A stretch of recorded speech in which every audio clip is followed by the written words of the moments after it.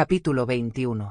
Quando voltei a dormir, sonhei com Crio. Ele estava mais velho, com uns 16 anos. Nada de importante aconteceu no sonho ou, se aconteceu, não me lembro. Só me lembro do que senti ao olhar nos olhos dele. Ele era mau. Era como se tudo o que ele viu, o que Verity o fez passar, tivesse se entranhado em sua alma e seguido com ele ao longo da infância. Já se passaram várias horas desde que acordei, mas não consigo parar de questionar se a decisão de não dizer nada a respeito do manuscrito é a melhor opção para Crio. Ele viu a irmã se afogar. Viu a mãe não fazer nada para ajudá-la. E, mesmo sendo muito pequeno, é possível que carregue essa memória. Crio sempre vai saber que ela o mandou prender a respiração antes de virar a canoa de propósito. Estamos só Crio e eu na cozinha. April foi embora há mais ou menos 1 hora, e Jeremy está lá em cima colocando Verity para dormir. Estou sentada à mesa da cozinha, comendo biscoitos com manteiga de amendoim, olhando para Crio enquanto ele joga no iPad.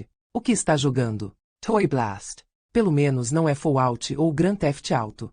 Ainda há esperanças para ele. Crio olha para mim enquanto dou uma mordida no biscoito. Ele deixa o iPad de lado e vem se arrastando por cima da mesa. Quero um.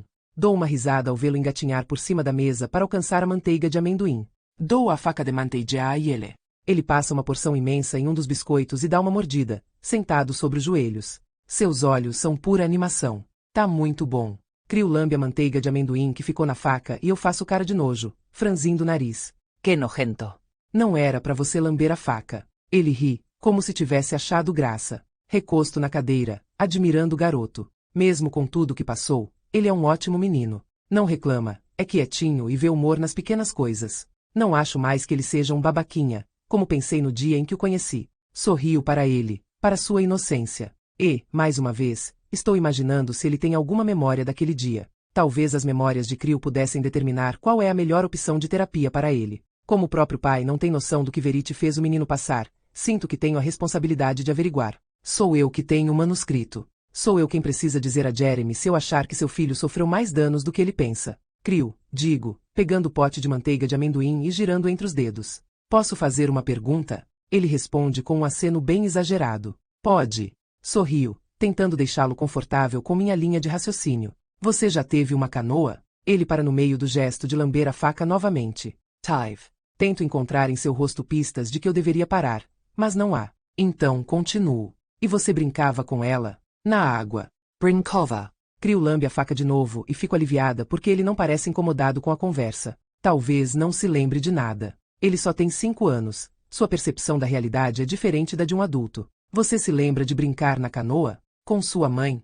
E Harper? Crio não assente com a cabeça nem diz que sim. Fica apenas me olhando e não sei dizer se está com medo de responder ou simplesmente não se lembra. Ele olha para a mesa, quebrando o contato visual comigo. Põe a faca de volta no pote e depois na boca, fechando os lábios sobre ela. Crio, digo, chegando mais perto e colocando a mão gentilmente em seu joelho. Por que o barco virou? Seus olhos voltam a me encarar. Ele tira a faca da boca só por um momento. Mamãe disse para não falar com você se perguntasse sobre ela. Sinto meu rosto empalidecer enquanto, distraído, ele lambe a faca de novo. Eu me seguro na borda da mesa com força, as juntas dos dedos brancas. E ela?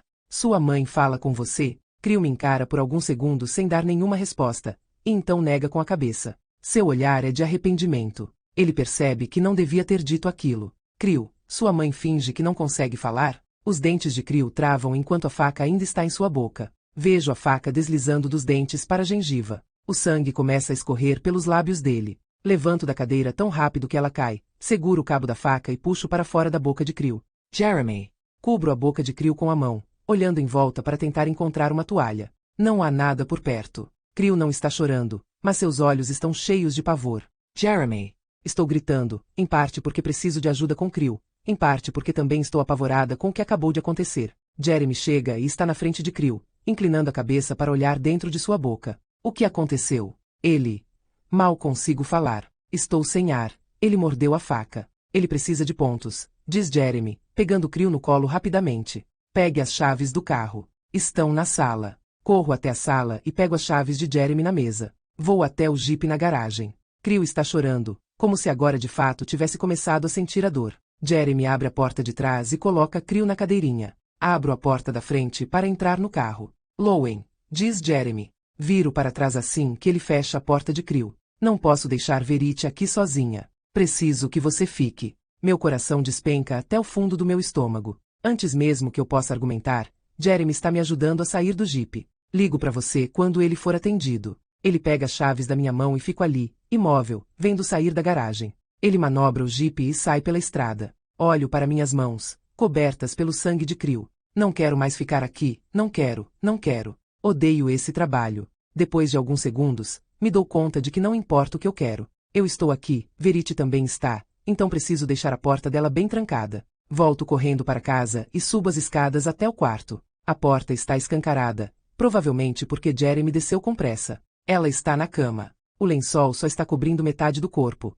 e uma das pernas está pendurada. Provavelmente Jeremy ouviu meus gritos antes de conseguir colocá-la na cama por completo. Não é problema meu. Bato a porta com força e tranco, depois fico pensando o que mais posso fazer para garantir minha segurança. Corro lá para baixo ao me lembrar de ter visto a babá eletrônica no porão. O último lugar onde quero ir é naquele porão, mas uso o medo como combustível para descer as escadas, usando a lanterna do celular. Quando vim aqui embaixo com Jeremy, não prestei muita atenção na arrumação, mas sei que algumas das caixas estavam fechadas. Ao iluminar o cômodo, percebo que quase todas as caixas foram mexidas e abertas, como se alguém estivesse procurando por algo. Só a possibilidade de ter sido Verity torna minha missão ainda mais urgente. Não quero ficar aqui embaixo por mais tempo que o necessário. Vou até o lado do porão onde vi a babá eletrônica saindo de uma das caixas. Não está mais lá. Quando estou prestes a desistir por medo de ficar aqui, vejo a caixa com a babá eletrônica um pouco mais longe. Pego o monitor e o receptor e volto para as escadas com o coração saindo pela boca enquanto subo os degraus. É um alívio enorme quando abro a porta e saio dali. Desenrolo os fios e ligo o monitor numa tomada próxima ao computador de Verity. Corro de volta lá para cima, mas, antes de chegar ao topo da escada, paro. Volto lá para baixo. Vou até a cozinha e pego uma faca. Ao voltar para o quarto de Verity, posiciono a faca em uma das mãos e destranco a porta. Ela não se moveu. A perna ainda está pendurada para fora da cama. Ando até a comoda, sempre com as costas para a parede, ligo a outra metade da babá eletrônica e viro na direção da cama. Volto para a porta, mas hesito antes de sair do quarto. Ainda segurando a faca, volto para dentro do quarto e levanto a perna de Verity o mais rápido que consigo. Depois jogo o lençol por cima dela, coloco a grade da cama, saio rápido para o corredor e bato a porta. Tranco. Puta que pariu.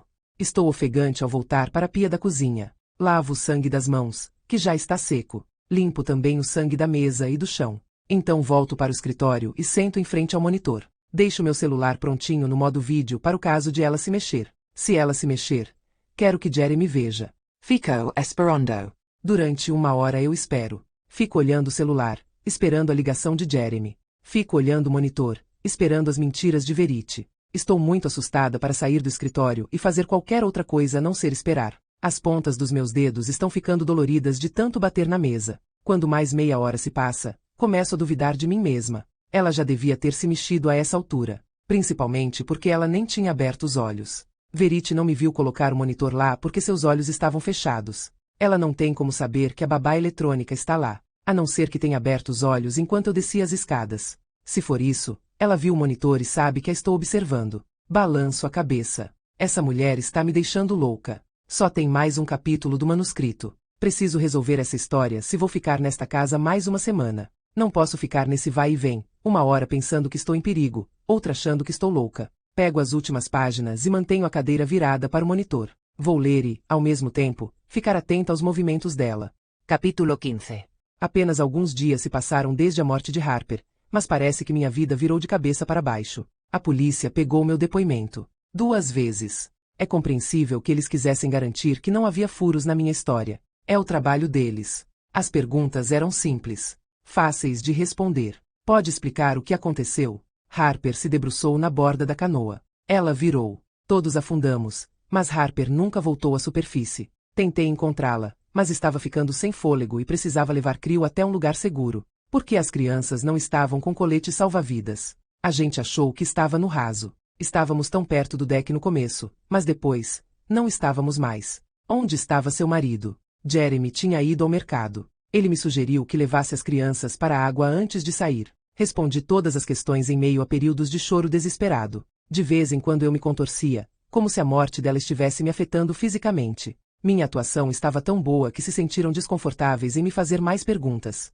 Quisera eu tivesse acontecido o mesmo com Jeremy. Ele tem sido pior que os policiais. Ele não tira os olhos de Creel desde que Harper morreu. Nós 3 estamos dormindo no quarto principal no andar de baixo. Creel dorme sempre entre a gente. Mais uma vez Jeremy e eu fomos separados por uma criança. Mas esta noite foi diferente. Eu disse a Jeremy que queria abraçá-lo. Então ele colocou Crew ao seu lado e se deitou no meio. Fiquei enroscada nele por meia hora, na esperança de que dormíssemos naquela posição, mas ele não parava com as malditas perguntas. Por que os levou para andar de canoa? Eles quiseram ir, porque eles não estavam com colete salva-vidas. Pensei que íamos ficar só perto da margem. Qual foi a última coisa que ela disse? Não me lembro. Ela ainda estava na superfície quando você chegou à margem com Crew? Não. Acho que não. Você sabia que a canoa estava prestes a virar? Não. Tudo aconteceu tão rápido. As perguntas pararam por um tempo, mas eu sabia que ele ainda estava acordado. Finalmente, depois de muitos minutos de silêncio, ele voltou a falar. É que não faz sentido. O que não faz sentido? Jeremy se afastou, deixando um espaço entre meu rosto e seu peito. Ele queria que eu olhasse para ele, então levantei a cabeça. Ele tocou minha bochecha gentilmente, com a parte de trás dos dedos. Porque pediu para Crew prender a respiração, Verity. Foi o momento em que eu soube que tudo estava acabado. Foi o momento em que ele soube que tudo estava acabado. Um homem que achava que conhecia sua mulher. Essa foi a primeira vez que ele realmente entendeu meu olhar. Não importava o quanto eu tentasse convencê-lo. Ele nunca acreditaria na minha palavra contra a de Crew. Ele não era esse tipo de cara. Jeremy era o tipo que colocava os filhos à frente da própria mulher, e essa era a única coisa da qual eu não gostava nele. Mas eu tentei. Tentei convencê-lo. É difícil ser convincente quando há lágrimas escorrendo pelo rosto e sua voz está trêmula. Eu disse isso na hora que estávamos virando. Não antes. Ele ficou me olhando por um instante. E depois me soltou. Afastou-se de mim naquela que eu sabia que seria a última vez. Virou-se para o outro lado e abraçou Crew, como se fosse seu segurança. Seu protetor. Para protegê-lo de mim. Tentei ficar parada para que ele achasse que eu estava dormindo, mas só consegui chorar em silêncio. Quando as lágrimas começaram a ficar mais intensas, fui para o escritório e fechei a porta antes que Jeremy me ouvisse soluçar. No escritorio, comissaria digita. Mas sinto que não há nada mais a dizer. Nenhum futuro sobre o qual escrever. Nenhum passado para redimir. Cheguei ao fim da minha história. Não sei o que acontece depois. Eu pude prever o assassinato de Chastain, mas não posso fazer o mesmo com minha vida. Ela vai terminar pelas mãos de Jeremy. Ou pelas minhas próprias mãos. Ou talvez não termine. Talvez Jeremy acorde amanhã e me veja dormindo ao seu lado. Talvez se lembre dos bons tempos, de todos os boquetes, de todas as vezes que engoli. E perceba que vamos ter mais tempo para fazer essas coisas agora que só temos um filho. Ou, talvez ele acorde convencido de que a morte de Harper não foi um acidente. Talvez ele me entregue para a polícia. Talvez ele queira me ver sofrer pelo que fiz a ela. Se esse for o caso, que seja. Eu jogo meu carro numa...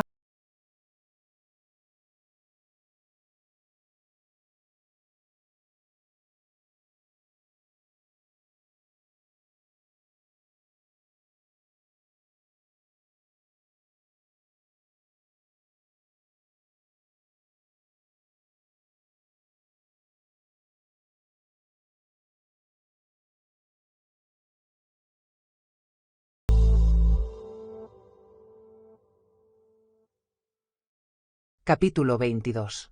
Nem tenho tempo de absorver direito aquele final porque ouço o Jeep de Jeremy entrando na garagem. Reúno as páginas numa pilha e olho para o monitor. Verity ainda não se mexeu. Ele suspeitava dela? Aperto o pescoço tentando dissipar toda a tensão que aquele capítulo impregnou em meus músculos. Como ele ainda consegue cuidar dela? Porque continua dando banho nela, trocando suas fraldas pelo resto da vida? Porque sente que ainda deve manter a promessa do casamento? Se ele realmente acha que Verity matou Harper, como consegue ficar na mesma casa que ela? Ouço a porta da garagem se abrindo, então saio do escritório em direção ao corredor. Jeremy está com Crew nos braços na base da escada. 6 pontos, sussurra, e um monte de analgésicos. Está apagado pelo resto da noite. Jeremy leva Crew lá para cima e o coloca na cama. Não o ouço ir até o quarto de Verity. Ele começa a descer as escadas de volta. Quer um café? Pergunto. Por favor. Ele vai atrás de mim na cozinha, me abraça por trás e dá um suspiro em meu cabelo enquanto começo a fazer o café. Encosto minha cabeça na dele. Quero fazer tantas perguntas. Mas não digo nada porque não sei por onde começar. Enquanto o café fica pronto, eu o abraço. Ficamos abraçados na cozinha por um bom tempo. Até que ele me solta. Preciso tomar um banho. Tenho sangue seco no corpo inteiro. Só então eu noto. Há gotas de sangue nos braços, manchas na camisa. Parece que essa é a nossa especialidade. Ficar cobertos de sangue. Ainda bem que não sou supersticiosa. Vou para o escritório. Ele me dá um beijo e sobe para o segundo andar. Espero o café ficar pronto e sirvo uma xícara para mim.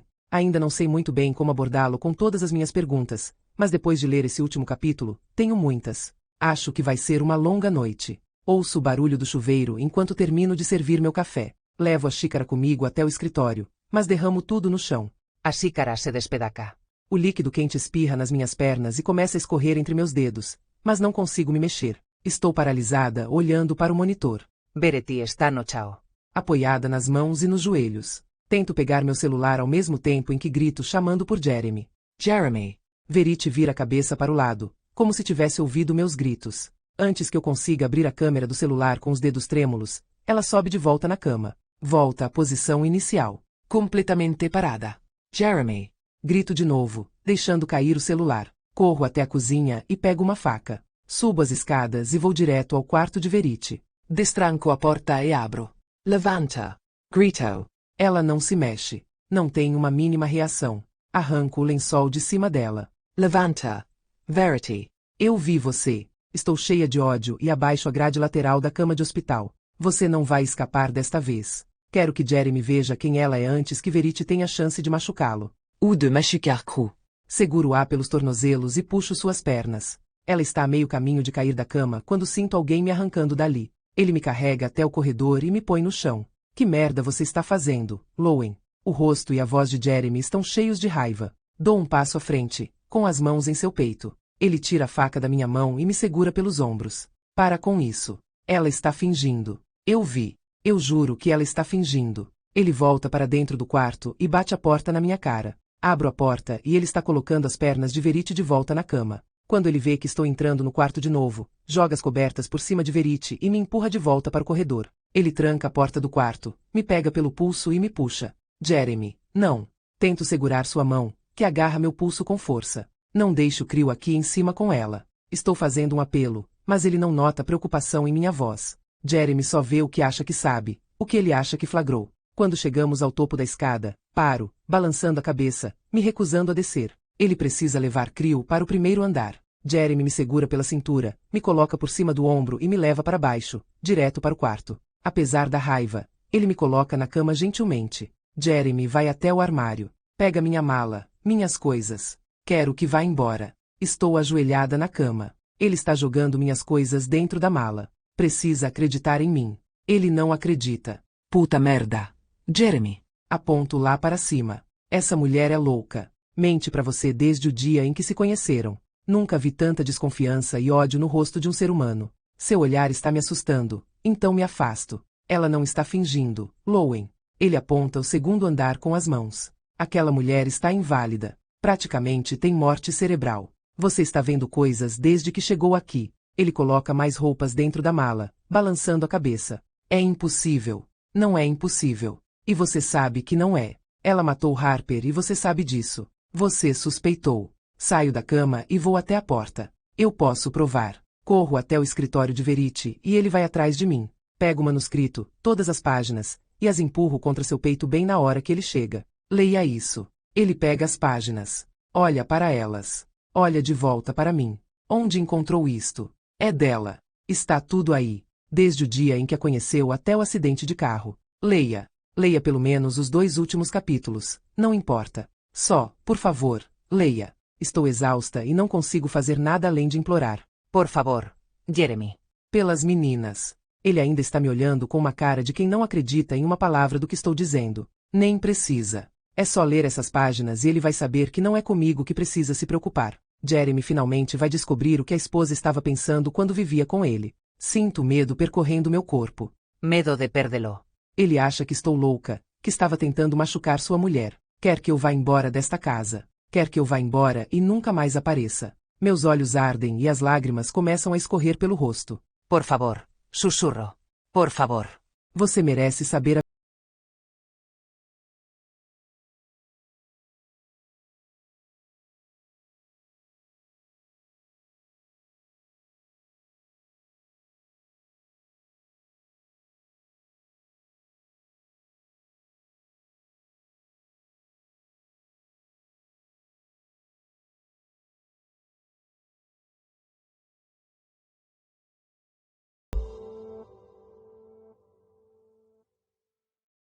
Capítulo 23.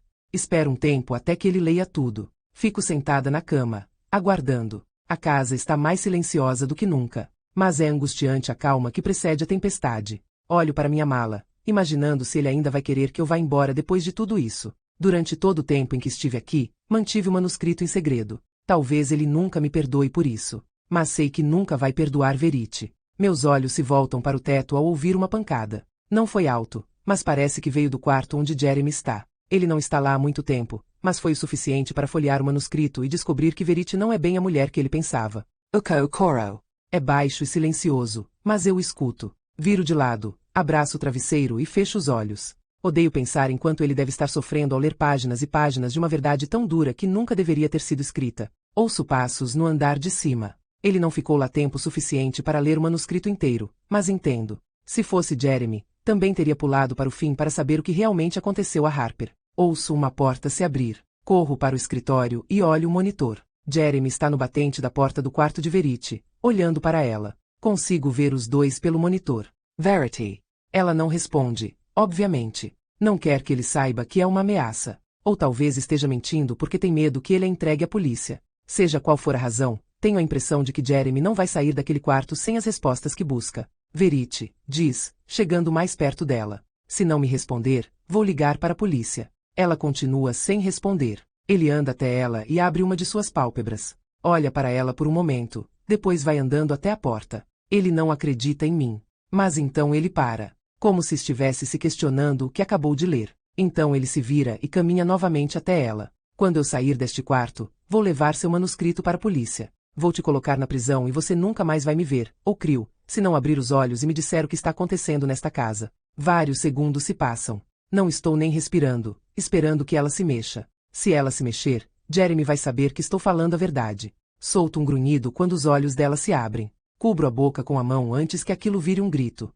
Estou com medo de acordar Creel. O menino não precisa flagrar esse momento. O corpo inteiro de Jeremy fica tenso, e ele segura a cabeça com as duas mãos enquanto se afasta da cama, até se encostar à parede. Que porra é essa, Verity? Ela começa a balançar a cabeça, impassível. Eu precisava fazer isso, Jeremy, diz, sentando-se na cama. Verity está numa posição totalmente defensiva, como se estivesse com medo do que ele pode fazer. Jeremy ainda não está acreditando. Seu olhar é uma mistura de raiva, traição e confusão. Esse tempo inteiro, você estava...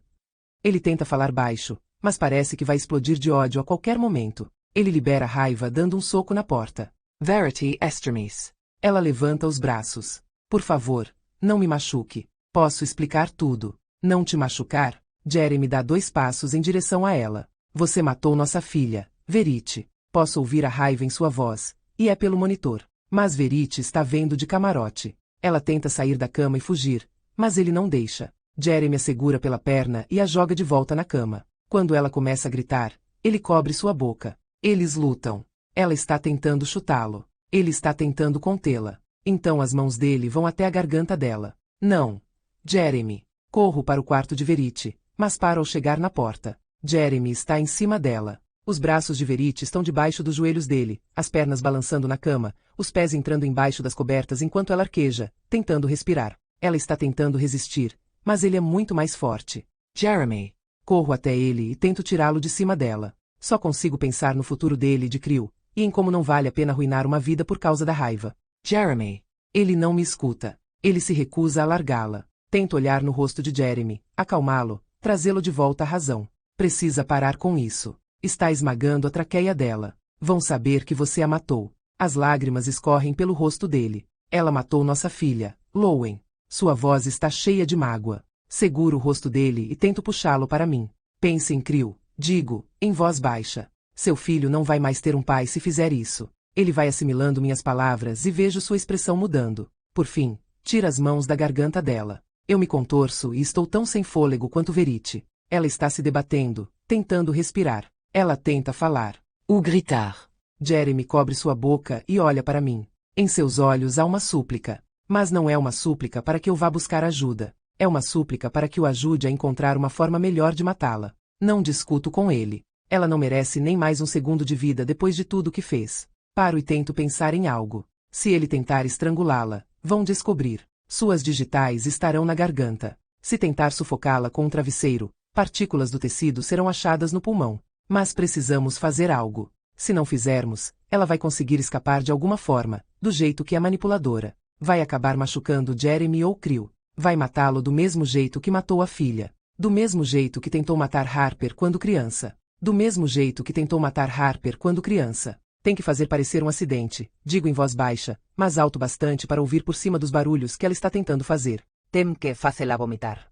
Depois cubro o nariz e a boca até ela parar de respirar. Assim vai parecer que ela sufocou com o próprio vômito durante o sono. Jeremy está me olhando com os olhos arregalados, mas compreende. Ele tira a mão que estava cobrindo a boca de Verity e enfia os dedos em sua garganta. Viro para o outro lado. Não consigo olhar. Ouço o barulho do vômito, depois da asfixia, e parece que não termina nunca. Nunca. Desabo no chão. Meu corpo inteiro está trêmulo. Tapo os ouvidos na tentativa de ignorar o som dos últimos suspiros de Verity. De seus últimos movimentos. Depois de um tempo, o som dos pulmões de 3 pessoas vira o som de 2. Apenas Jeremy e eu estamos respirando agora. Ah, meu Deus, meu Deus, meu Deus. Não consigo parar de repetir isso quando começo a me dar conta da gravidade do que acabamos de fazer. Jeremy está em silêncio. Não há nenhum som além de sua respiração. Não quero olhar para Verity, mas preciso saber que acabou. Seus olhos estão voltados para mim. No entanto, essa é a única vez em que tenho certeza de que ela não está lá, escondendo-se por trás daquele olhar vazio. Jeremy está de joelhos ao lado da cama. Ele confere o pulso dela e depois deixa a cabeça cair entre os ombros. Ele senta, encostado na cama, enquanto tenta recuperar o fôlego. Segura a própria cabeça com as 2 mãos. Não sei se está prestes a chorar, mas eu entenderia se o fizesse. Acabou de ser impactado pela notícia de que a morte de sua filha não foi um acidente, e que sua mulher, a quem dedicou tantos anos de vida, não era a pessoa que ele achava que era, que ela o manipulou o tempo inteiro. Todas as boas memórias que ele tinha com a mulher morreram com ela esta noite. As confissões dela o destruíram, dá para ver pelo jeito que ele se contorce agora, tentando processar tudo o que aconteceu nessa última hora de sua vida. A última hora da vida de Verity. Levo a mão à boca e começo a chorar. Não posso acreditar que ajudei a matá-la. Nós a matamos. Não consigo parar de olhar para ela. Jeremy se levanta e me pega no colo. Estou de olhos fechados e ele me carrega para fora do quarto, descendo as escadas. Quando me coloca na cama, quero que se deite comigo. Que me abrace. Mas ele não faz isso. Começa a andar de um lado para o outro no quarto, balançando a cabeça, resmungando. Estamos em choque, acho. Quero tranquilizá-lo, mas estou muito assustada para falar, me mover ou aceitar que isso aconteceu de verdade. Merda, diz ele. E depois, mais alto. Murder. É isso. A ficha está começando a cair. Todas as memórias, tudo que ele acreditava, tudo que achava que sabia sobre Verity. Ele olha para mim e vai até a cama. Suas mãos trêmulas acariciam meu cabelo. Ela morreu dormindo, diz, com a voz calma e dura. Tudo bem? Assinto com a cabeça. De manhã. Sua voz está ofegante, mas ele tenta manter a calma. De manhã vou ligar para a polícia e dizer que a encontrei quando fui acordá-la. Vai parecer que ela sufocou durante o sono. Não paro de assentir com a cabeça. Ele me olha com preocupação, empatia, com um pedido de desculpas. Eu sinto muito. Sinto muito mesmo. Jeremy se inclina e me dá um beijo na testa. Já voltou, Lo. Preciso dar um jeito no quarto. E preciso esconder o manuscrito. Ele se ajoelha para olhar nos meus olhos, como que para garantir que estou entendendo. Fomos dormir normalmente. Nós 2, por volta de meia-noite. Dei os remédios dela e, quando acordei às 7 horas para levar Creel para a escola, eu a encontrei morta. Está bem. Verity morreu dormindo, repete Jeremy. E nós nunca mais vamos falar sobre isso novamente depois desta noite. Depois deste momento. Agora. Tudo certo, sussurro. Ele suspira, aliviado. Tudo certo. Depois que ele sai do quarto, ouço levando coisas para lá e para cá, primeiro no quarto dele, depois no quarto de Creel, no quarto de Verity, depois no banheiro. Ele vai até o escritório e depois até a cozinha. Agora está comigo na cama. Está me abracando. Ele me abraça mais forte do que nunca. Não dormimos. Estamos com medo do que vai acontecer.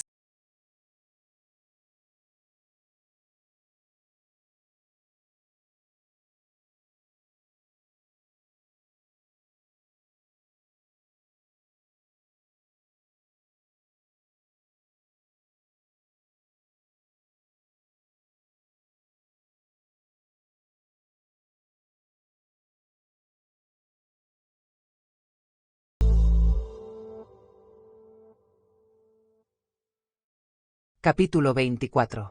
7 meses depois. Verity morreu dormindo há 7 meses. Foi muito difícil para Creel. Para Jeremy também, pelo menos publicamente. Eu fui embora para Manhattan na manhã em que ela morreu. Jeremy tinha muita coisa para resolver, e seria muito suspeito se eu continuasse na casa dele depois da morte da mulher. Meu argumento para o romance foi aprovado, assim como os 2 argumentos seguintes. Entreguei o primeiro rascunho do primeiro livro há 2 semanas. Pedi uma extensão no prazo para os próximos 2 livros. Vai ser difícil trabalhar neles tendo uma recém-nascida em casa. Ela ainda não chegou. Só deve nascer daqui a 2 meses e meio. Mas estou confiante de que vou conseguir colocar o trabalho em dia com a ajuda de Jeremy. Ele é ótimo com Creel, era ótimo com as meninas, então tenho certeza de que vai ser ótimo com nossa bebê. Ficamos chocados no começo, embora não tenha sido realmente uma surpresa. Essas coisas acontecem quando não se toma cuidado. Fiquei preocupada em como Jeremy reagiria, ser pai de novo depois de perder 2 filhas em tão pouco tempo. Mas depois de ver a animação de Jeremy, percebi que Verity estava errada. Perder um filho, ou até mesmo 2, não significa perder todos. O luto de Jeremy está separado de sua alegria pelo nascimento de uma nova filha. Depois de tudo que passou, ele ainda é a melhor coisa que aconteceu na minha vida. É paciente, atencioso e um amante ainda melhor do que Verity poderia ter descrito. Depois da morte dela, quando voltei para Manhattan, Jeremy me ligava todos os dias. Fiquei longe por 2 semanas, até que tudo estivesse começando a se ajeitar. Quando ele me pediu para voltar, eu regressei na mesma noite. Desde então, estamos juntos todos os dias. Sabemos que estamos apressando as coisas, mas estava difícil ficar separados. Acho que minha presença o confortava, então não nos preocupamos com o tempo, ou se nosso relacionamento estava muito intenso muito rápido. Na verdade, não falamos sobre isso. A definição da nossa relação não precisava de palavras. Foi tudo orgânico. Estávamos apaixonados, e só isso importava. Ele decidiu vender a casa logo depois que descobrimos que eu estava grávida. Não queria ficar na mesma cidade onde Verity e ele viveram. E, honestamente, eu não queria ficar numa casa com tantas memórias terríveis. Começamos do 0 a 3 meses, na Carolina do Norte. Com o adiantamento pelos livros e o seguro de vida de Verity, conseguimos comprar à vista uma casa na praia de Southport. Toda noite, nós 3 nos sentamos no deck da casa nova e ficamos admirando as ondas batendo na costa. Somos uma família agora. Não é a família original de Creel, mas sei que Jeremy está feliz por eu estar na vida do menino. E ele vai ser um irmão mais velho em breve. Creel parece estar se adaptando bem. Nós o colocamos na terapia. Embora Jeremy ache às vezes que isso pode fazer mais mal do que bem, sempre lembro de quanto a terapia me ajudou quando criança. Acho que Creel vai esquecer as memórias ruins facilmente. É só criarmos memórias boas para colocar no lugar. Hoje é a primeira vez que voltamos na casa antiga depois de meses. É meio sombrio, mas necessário. A data do parto está se aproximando e não poderei mais viajar. Então estamos aproveitando para limpar a casa. Jeremy já recebeu 2 ofertas pelo imóvel, e não queremos ter que dirigir para cá para esvaziá-la no meu último mês de gravidez. O escritório foi o cômodo mais difícil de limpar. Havia muita coisa que talvez pudéssemos guardar, mas Jeremy e eu ficamos metade do dia passando tudo pelo picador de papel. Acho que só queremos que essa parte de nossas vidas enfim acabe. Para sempre. E fico esquecida. Como está se sentindo? Pergunta Jeremy. Ele entra no escritório e põe a mão em minha barriga. Estou bem, digo, sorrindo para ele. Já está terminando? Estou. Só mais algumas caixas na varanda e tudo pronto. Ele me beija e Creel entra correndo na casa. Para de correr. Grita Jeremy por cima do ombro. Eu me levanto da cadeira da escrivaninha e a empurro pelo corredor atrás de Jeremy. Ele pega uma das 10 caixas que ainda estão na varanda e começa a carregar o carro. Creel passa por mim para ir lá para fora, mas então para e entra de volta na casa. Quase esqueci, diz, subindo as escadas correndo. Preciso pegar minhas coisas no chão do quarto da mamãe. Olho enquanto ele sobe na direção do quarto. Estava vazio da última vez que chequei. Mas logo em seguida Creel desce as escadas com papéis nas mãos. O que são esses papéis? Desenhos que fiz para minha mãe. Ele coloca tudo em minhas mãos. Esqueci que ela deixava no chão. Creel corre lá para fora de novo. Olho para os desenhos. Aquele velho sentimento que me acompanhava quando estava nesta casa está de volta. Medo. Tudo volta à minha cabeça em flashes. A faca que estava no chão no quarto de Verity. A noite em que a vi no monitor agachada, como se estivesse procurando algo no chão. As palavras de Creel agora mesmo. Esqueci que ela deixava no chão. Suba as escadas correndo. Mesmo sabendo que ela está morta e não está lá, ainda fico apavorada ao entrar no quarto. Olho para o chão e há um pedaço de madeira que Creel não colocou no lugar ao tirar os desenhos. Eu me ajoelho para pegar o pedaço de madeira solto. Há um buraco no chão. Está escuro. Enfio minha mão lá dentro para ver o que tem. Tiro uma coisa pequena. Uma foto das meninas. Tiro uma coisa gelada. A faca. Ponho a mão novamente e encontro um envelope. Abro e tiro uma carta. A primeira página está em branco. Solto um suspiro e viro para a segunda página. É uma carta escrita à mão para Jeremy. Cheia de medo, começo a ler.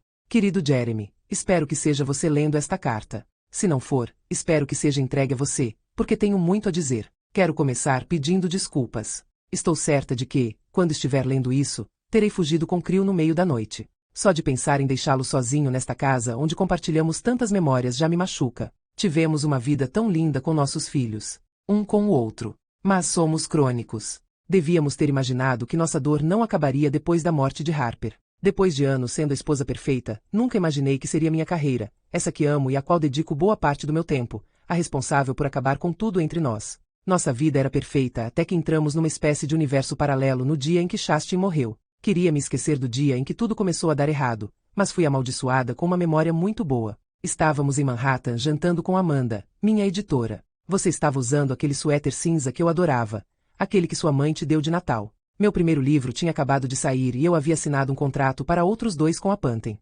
Esse era o motivo do jantar. Estava discutindo o próximo livro com Amanda. Não sei se você ignorou essa parte da conversa, mas imagino que sim. Converse als de escritores sempre te deixarão entediado. Eu dizia a Amanda que estava preocupada porque não tinha muita certeza sobre que abordagem usar no novo livro. Devia escrever algo diferente, ou manter a fórmula que fez sucesso no primeiro livro e escrever sob a perspectiva do vilão. Ela sugeriu que eu mantivesse a fórmula, mas queria que eu fosse ainda mais ousada no segundo livro. Eu disse a ela que era difícil construir uma voz autêntica que fosse tão diferente de mim, de como penso na vida real. Estava achando que não conseguiria melhorar minhas habilidades para o próximo livro. Foi então que ela me disse para tentar fazer um exercício que aprendeu na faculdade, chamado Diário do Antagonista. Teria sido um ótimo momento para prestar atenção na conversa, mas você estava no telefone, provavelmente lendo um e-book de alguém que não era eu. Você percebeu que eu estava te encarando e me olhou de volta, mas dei um sorriso. Não estava irritada. Estava feliz por você estar lá pacientemente esperando enquanto eu pegava dicas com minha nova editora. Você começou a apertar minha perna por baixo da mesa e eu voltei a olhar para Amanda, mas minha atenção ficou na sua mão, desenhando círculos no meu joelho. Mal podia esperar para voltar para casa naquela noite. Seria a nossa primeira sem as meninas. Mas também estava muito interessada nas dicas de Amanda. Ela disse que o Diário do Antagonista era uma ótima maneira de melhorar minhas habilidades de escrita. Segundo ela, para entrar de verdade na mente de um personagem mau, a técnica era escrever um diário da minha própria vida, coisas que realmente aconteceram, mas fazer com que o diálogo interno do personagem fosse o oposto do que eu realmente estava pensando na hora. Ela me disse para começar pelo dia em que nos conhecemos. Sugeriu descrever o que eu estava vestindo, onde nos conhecemos e sobre o que conversamos naquela noite, mas deixar o diálogo um pouco mais sinistro do que a realidade. Parecia simples. Inofensivo. Vou te dar um exemplo de um parágrafo que acabei de escrever aí em cima. Olho para Jeremy, esperando que ele esteja prestando atenção.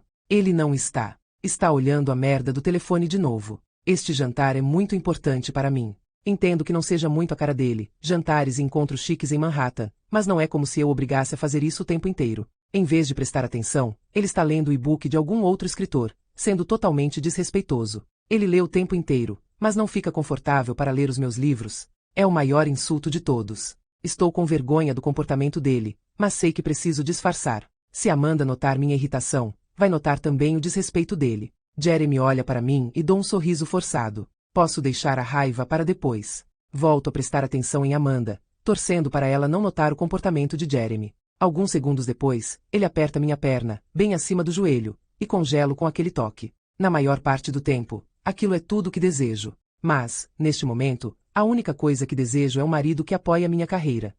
Pronto. É fácil assim para um escritor fingir que é outra pessoa. Assim que voltamos para casa, fui direto para o computador e escrevi sobre a noite em que nos conhecemos. Na versão alternativa, fingi que meu vestido vermelho era roubado. Fingi que estava lá para transar com algum cara rico, o que não é verdade. Você devia me conhecer melhor do que isso, Jeremy. Acho que não fui muito bem-sucedida em me retratar como a vilã na primeira vez que tentei, então passei a sempre escrever sobre nossos momentos mais marcantes. Escrevi sobre a noite em que você me pediu em casamento, a noite em que descobri que estava grávida, o dia em que as meninas nasceram. A cada vez que escrevia sobre um novo momento, eu me tornava mais hábil em reproduzir a mente de um vilão. Era incrível. E me ajudou. Aquilo me ajudou muito e foi a razão de eu ter criado personagens tão assustadores e realistas em meus livros. Era por isso que eles vendiam, porque eu era boa nisso. Quando terminei o terceiro livro, senti que já dominava a técnica de escrever sob um ponto de vista que não era o meu. Os exercícios me ajudaram tanto que decidi pegar todos os momentos do diário e juntar numa autobiografia que poderia ser usada para ajudar outros autores. Precisei encadear os capítulos numa única história para dar coerência à autobiografia, então levei aquilo ao limite, deixando o texto cada vez mais chocante. Mais perturbador. Não me arrependo de ter escrito porque minha única intenção era ajudar outros escritores. Só me arrependo de escrever sobre a morte de Harper poucos dias depois que aconteceu. Mas minha mente estava num lugar tão sombrio e, às vezes, o único jeito para um escritor lidar com isso é deixar as trevas jorrarem direto para o teclado. Aquilo foi a minha terapia, mesmo que seja muito difícil para você compreender. Além disso, nunca achei que você fosse ler. Além do meu primeiro livro, você nunca leu nada do que eu escrevia. Então por quê? Por que decidiu ler justo esse texto? A intenção não era que ninguém lesse e acreditasse. Era um exercício. Só isso. Foi uma maneira de lidar com o luto que estava me consumindo e jogar tudo nas batidas do teclado. Colocar a culpa nessa vilã ficcional foi uma das minhas maneiras de aguentar a dor. Sei que é difícil para você ler esta carta, mas não pode ser mais difícil do que a leitura do manuscrito na noite em que você o encontrou. E se algum dia vamos nos perdoar por tudo isso, precisa continuar lendo até o fim para saber a verdade sobre aquela noite. Não a versão que você descobriu dias depois da morte de Harper. Quando levei Harper e Creel para o lago naquele dia, estava tentando me divertir com eles. Naquela manhã, você mencionou que eu não brincava mais com eles, e era verdade. Era muito difícil porque eu sentia muita falta de Chastin. Ao mesmo tempo, eu tinha aquelas duas lindas crianças que ainda precisavam de mim. E Harper queria muito ir para a água naquele dia. Era por isso que ela tinha corrido para o quarto chorando, porque eu disse que não podia. Nunca confrontei por sua falta de emoções, como escrevi no manuscrito. Era só liberdade artística para conduzir a história. Fico ofendida por você acreditar que eu falaria com um dos nossos filhos dessa maneira. Fico ofendida por você acreditar em qualquer coisa escrita naquele manuscrito, ou que eu seria capaz de machucá-los. A morte de Harper foi um acidente. Foi um acidente, Jeremy. Eles queriam passear de canoa e estava um dia lindo. E, sim, eu devia ter colocado os coletes salva-vidas neles. Mas quantas vezes já tínhamos andado de barco sem os coletes? O lago não era tão fundo. Eu não tinha ideia de que a rede de pesca estava ali. Se não fosse por aquela merda de rede de pesca, eu a teria encontrado e a levado até a borda, e estaríamos rindo daquele dia em que o barco virou. Não tenho palavras para dizer como sinto muito por não ter feito tudo diferente naquele dia. Se pudesse voltar no tempo, eu o faria. E você sabe disso. Quando você atirou da água, eu queria arrancar meu coração e dá-lo a você, porque sabia que você não tinha mais um. Eu não queria mais viver depois de testemunhar a sua angústia. Meu Deus! Jeremy! Perder as duas. As duas. Eu percebi sua desconfiança alguns dias depois da morte de Harper. Estávamos na cama e você começou a me fazer todas aquelas perguntas. Não consegui acreditar que você estava cogitando a possibilidade de eu ter feito algo assim de propósito. E mesmo que tenha sido um pensamento efêmero, era quase como se eu conseguisse ver seu amor por mim se esvaindo, como se nunca tivesse existido. Todo o nosso passado, todos os momentos maravilhosos que passamos juntos, tudo aquilo sumiu.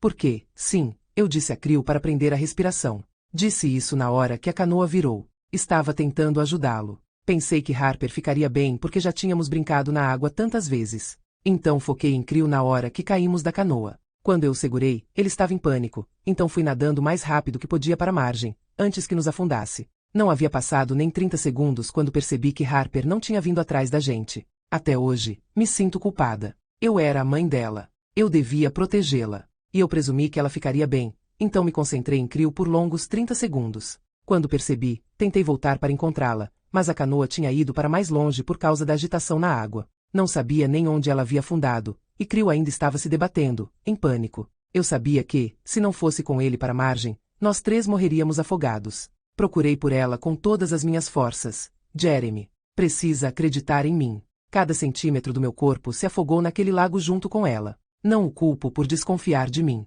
Se fosse o contrário, e Harper estivesse sob sua supervisão, provavelmente eu também me daria o direito de explorar todos os cenários possíveis. É natural esperar o pior das pessoas, mesmo que a desconfiança dure apenas um segundo. Pensei que você perceberia o quão ridícula tinha sido sua acusação no dia seguinte. Eu nem tentei argumentar naquela noite porque estava sofrendo muito para discutir. Harper tinha morrido havia poucos dias, e sinceramente, eu mesma só queria morrer. Queria entrar naquele lago e me juntar a ela, porque tinha sido culpa minha. Foi um acidente, sim.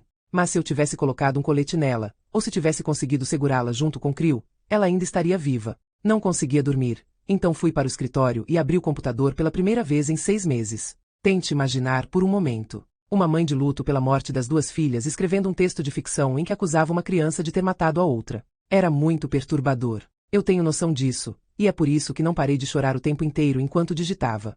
Mas pensei que, talvez, se jogasse toda a minha culpa e meu sofrimento naquela vilã da ficção que eu havia criado, aquilo me ajudaria de alguma maneira bizarra. Escrevi tudo sobre a morte de Shastin. Escrevi tudo sobre a morte de Harper. Fui até o início do manuscrito e coloquei alguns presságios do que aconteceria, para fazer sentido com nossa realidade sombria. E, de certa forma, culpar aquela versão fictícia de mim mesma, em vez de aceitar a culpa na vida real, ajudou a aliviar uma pequena parte da responsabilidade e da dor. Não posso explicar a mente de uma escritora para você, Jeremy. Especialmente uma escritora que já passou por mais tragédias do que a maioria dos outros escritores juntos. Temos a capacidade de separar a nossa realidade e a ficção. É quase como se vivêssemos nos dois universos, mas nunca ao mesmo tempo. Meu universo real tinha ficado tão sombrio que eu não queria viver nele naquela noite. Foi por isso que escapei e passei a noite escrevendo sobre um universo ainda mais sombrio. A cada vez que eu trabalhava no texto da autobiografia, eu sentia alívio ao fechar o computador. Sentia alívio ao sair do meu escritório, fechar a porta e deixar todo o mal que eu havia criado lá dentro.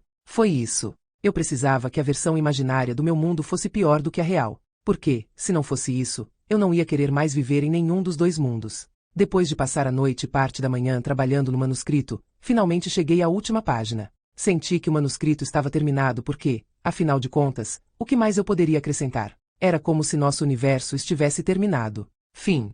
Imprimi e guardei numa caixa, imaginando que um dia eu voltaria àquilo. Talvez incluísse um epílogo. Talvez eu simplesmente o queimasse. O que quer que eu fizesse, não estava esperando que você fosse ler. Não esperava que você fosse acreditar. Depois de passar a noite em claro escrevendo, dormi durante a maior parte do dia. Quando finalmente acordei, à noite, não conseguia te encontrar. Crio já estava dormindo, mas você não estava com ele. Estava parada no meio do corredor tentando imaginar para onde você tinha ido quando ouvi um barulho no meu escritório. Você estava fazendo aquele barulho.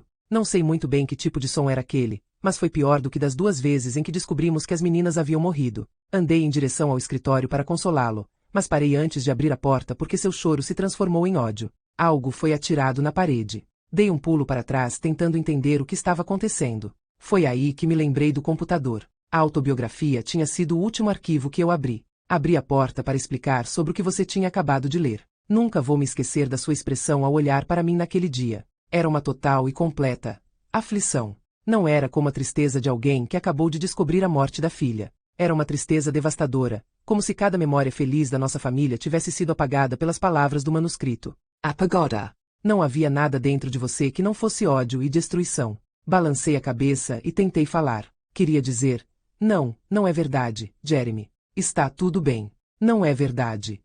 Mas tudo que consegui dizer foi um não patético e cheio de medo. Quando me dei conta, você já estava me arrastando pelo pescoço para o quarto. Eu não era páreo para sua força. Você segurava meus braços com os joelhos e apertava minha garganta cada vez mais forte. Se você tivesse me dado 5 segundos, apenas 5 segundos para explicar, eu poderia ter nos salvado. Tentei muitas vezes dizer, por favor, me deixe explicar, mas eu não conseguia respirar. Não sei muito bem qual foi a sequência dos acontecimentos depois disso. Sei que desmaiei. Talvez você tenha entrado em pânico ao perceber que quase me matou. Se eu tivesse morrido naquela cama, você teria sido preso por assassinato. Crio não teria um pai. Acordei no banco do carona do meu Range Rover e você estava dirigindo. Eu estava amordaçada com uma fita. Meus pés e mãos estavam amarrados. Mais uma vez, eu só queria explicar que aquilo tudo não era verdade. Mas eu não conseguia falar. Olhei para baixo e percebi que não estava com cinto de segurança. Então, naquele momento, entendi o seu plano. Era uma frase do manuscrito.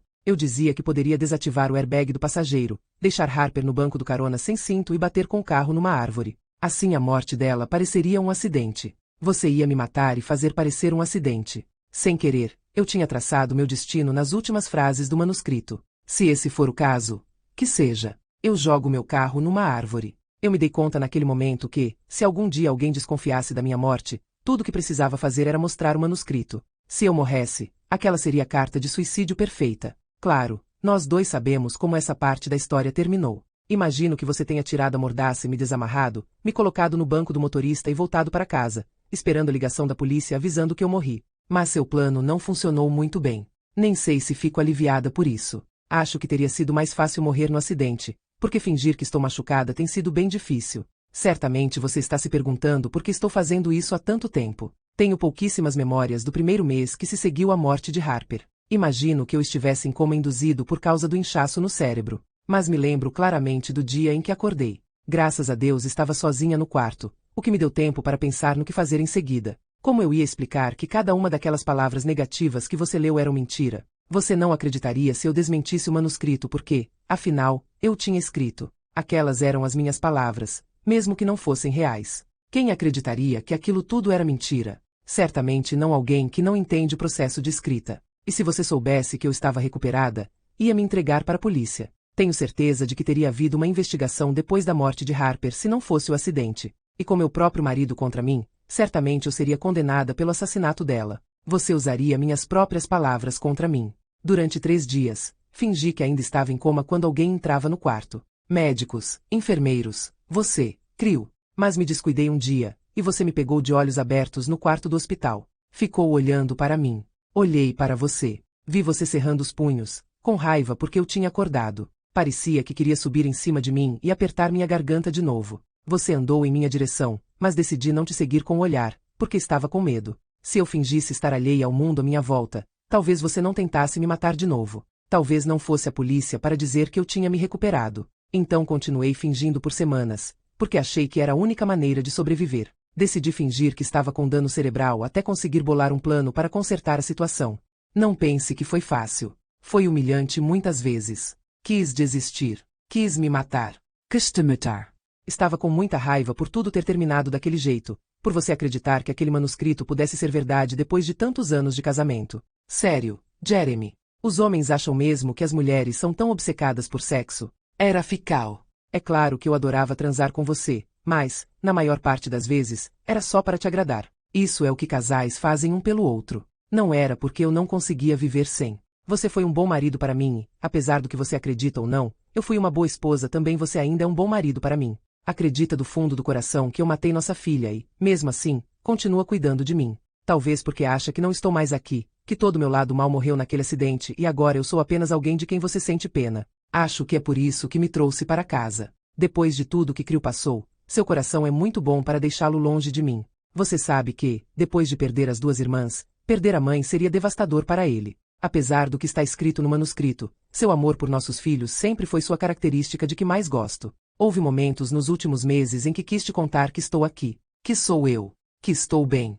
Mas seria um desperdício do meu fôlego. Não podemos sobreviver a 2 tentativas de assassinato, Jeremy. E sei que, caso você descubra que estou fingindo, sua 3ª tentativa de me matar vai acabar sendo bem-sucedida. Não estou fazendo tudo isso para tentar fazer você mudar de ideia, ou provar que está errado. Você nunca mais vai confiar em mim de novo. Tudo o que estou fazendo é por Crew. Só penso no meu menininho. Tudo o que fiz desde o dia em que acordei no hospital é por Crew. Ainda que eu não queira afastá-lo de você, não tenho escolha. Ele é meu filho e precisa ficar comigo. Ele é o único que sabe que estou aqui. Sabe que ainda tenho pensamentos, uma voz e um plano. Fico segura em ser eu mesma com ele, porque ele só tem 5 anos. Se ele disser a você que nós conversamos, você vai achar que é imaginação ou até mesmo trauma depois de tudo que aconteceu. É por causa dele que procurei tanto por esse manuscrito. Sei que, se algum dia você nos encontrar depois que eu fugir, vai tentar usá-lo contra mim. Vai tentar fazer Crew acreditar nele, como você acredita. Na primeira noite depois que voltei do hospital para casa, fui até o escritório para apagar o manuscrito do computador. Mas você já tinha feito isso. Tentei encontrar a cópia impressa, mas já não sabia mais onde estava. Depois do acidente, tive alguns lapsos de memória, e esse era um deles. Mas sabia que tinha que me livrar dele para que você não o usasse contra mim. Sempre que tinha uma chance, procurava o manuscrito em todos os lugares, o mais silenciosamente possível. No escritório, no porão, no sótão. Até procurei no quarto algumas vezes enquanto você dormia. Sabia que não podia fugir com Crew antes de destruir aquela prova que você usaria contra mim.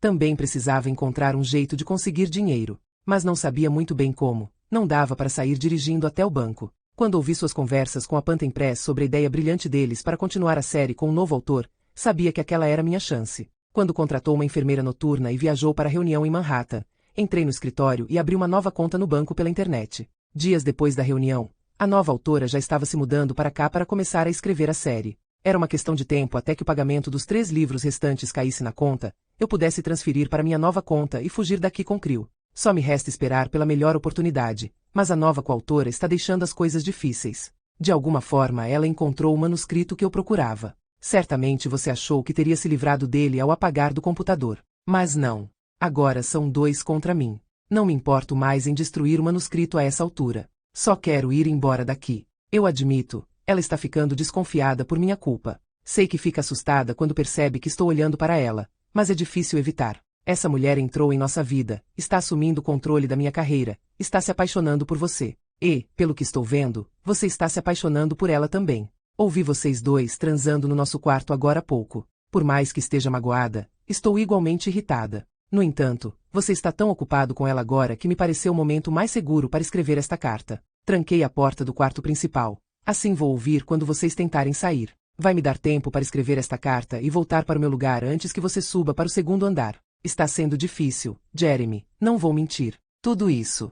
Saber que você acreditou mais naquelas palavras do que em todas as minhas ações ao longo do nosso casamento. Saber que preciso me humilhar dessa maneira para evitar ser condenada pelo crime mais abominável que uma mãe poderia cometer. Saber que você se apaixonou por outra mulher enquanto passo meus dias fingindo estar alheia ao que nossa vida se transformou. Mas continuo insistindo porque tenho certeza de que vou conseguir sair daqui assim que o dinheiro cair. É por isso que estou deixando esta carta. Talvez você a encontre, talvez não. Espero que encontré.